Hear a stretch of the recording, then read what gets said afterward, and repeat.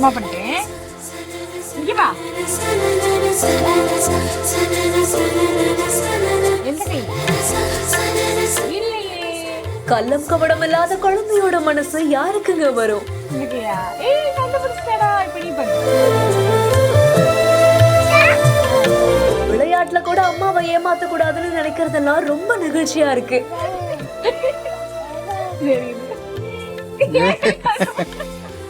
Loop மோடில் பார்ப்போரை ரசிக்க வைத்த குட்டி தேவதையின் செயல். சரி நான் கிளம்பவா? சரி நான் போறேன், பாய். நான் போயிட்டு வந்துடுறேம்மா. போயிட்டு வந்துடுவா. பாய். விடு என்னைய. சரி நான் போயிட்டு பாய். விடு. இப்போ விட போறியா என்ன?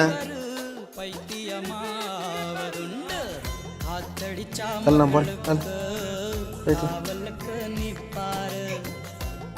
போயிட்டு வா.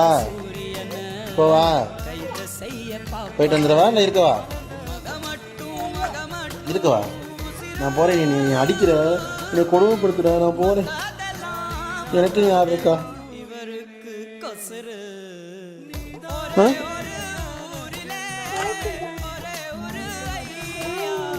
நீ கிழிப்ப. தள்ளு, என்னை விடு. நான்